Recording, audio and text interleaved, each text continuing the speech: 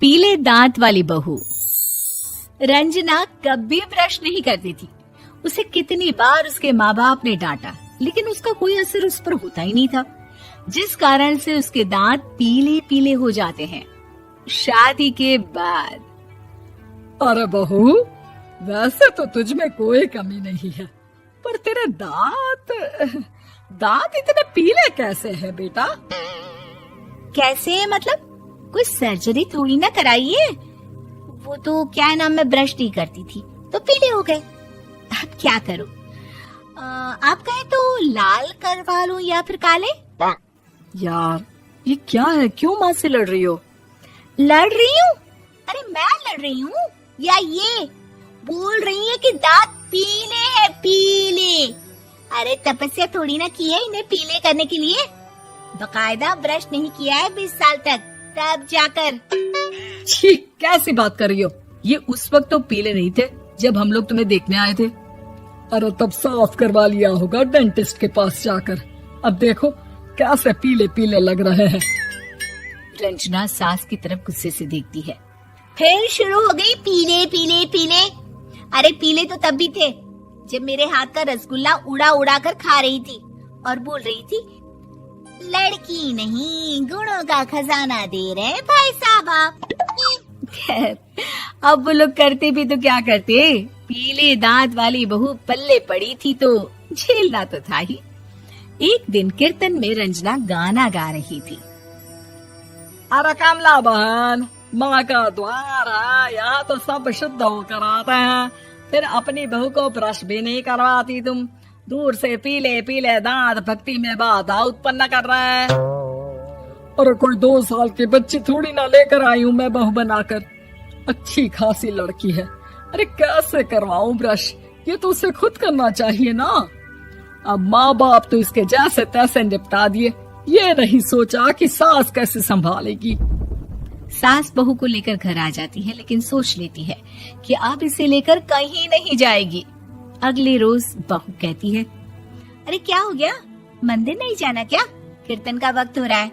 मेरी मधुर वाणी से कान्हा जी जागते हैं और सोते हैं। आप तो जानती है ना उनकी भक्ति में कितना मन लगता है मेरा। वो क्या है ना, तबीयत ठीक नहीं लग रही है मेरी, आराम करूंगी मैं। तबीयत ठीक नहीं लग रही?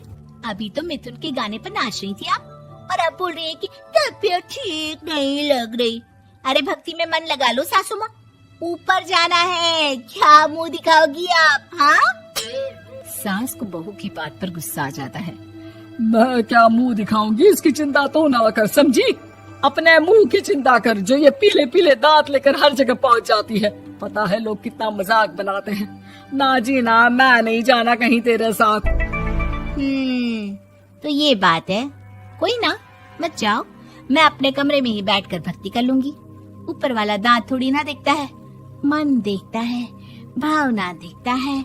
और अरे बस बस, तू सब कुछ दिखा, बस ये सफेद चमकदार दांत ना दिखाना किसी को, है? जा यहाँ से। बहू को सास की बात का कोई फर्क नहीं पड़ता, वो तो जैसी थी वैसी ही रह जाती है। सुबह नहाकर किचन में खाना बनाना, फिर खाना खाना, कीर्तन भजन करना और सो जाना। एक दिन, माँ जी मैं सहेली के घर जा रही हूँ, शाम को लेट आऊंगी। हाँ हाँ तो जाना, मैंने कौन सा तेरी आरती करनी है घर पर बैठकर। रंजना सहेली के घर जाती है, जहाँ वो पार्टी में जाने की तैयारी कर रही होती है। अरे शिखा, कहाँ जाने की तैयारी कर रही है? मैं गलत वक्त पर आ गई क्या? अरे नहीं यार, उल्टा सही वक्त पर आ गया। मैंने ये साड़ी और ज्वेलरी निकाली है यार, शाम को इनके ऑफिस की एक पार्टी में जाना है। बताना कैसा लग रहा है ये सब? नहीं यार, इस ड्रेस के साथ तो वो वाली ज्वेलरी अच्छी लगेगी। हाँ हाँ सही बोल रही है, मैंने ध्यान ही नहीं दिया। वैसे तो हमेशा से मस्त फैशन सेंस रखती है। तो बड़ा जाती होगी ना पति के साथ पार्टी में। रंजना कुछ नहीं बोलती, बस सोचती है कि यार काश ये बात सही हो जाती, पर मैं क्यों नहीं जाती पार्टी में? क्या इन लोगों की कोई पार्टी होती नहीं होगी? रंजना घर आती है और रात में पति से सवाल करती है, एक बात बताइए, आप मुझे किसी पार्टी में क्यों नहीं ले जाते? क्या आपके यहाँ ऑफिस में पार्टी नहीं होती? पति बेचारा क्या कहता कि दांत पीले हैं तुम्हारे इसलिए।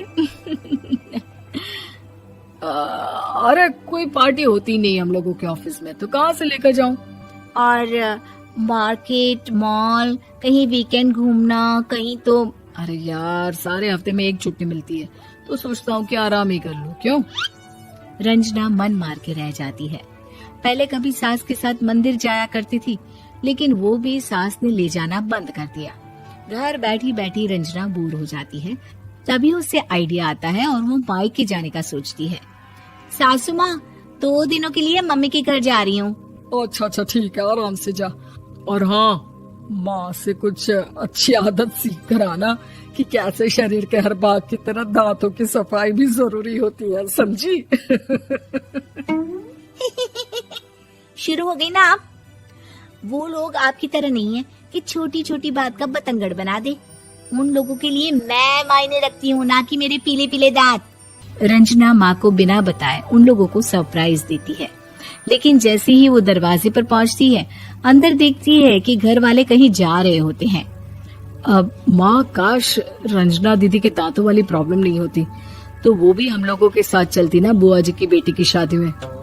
हाँ बेटा, लेकिन अब उसे कौन समझाए कि उसको उसके पीले दांत नहीं दिखते, लेकिन उसके आसपास के लोगों को कितना एम्बैरेसिंग फील कराते हैं।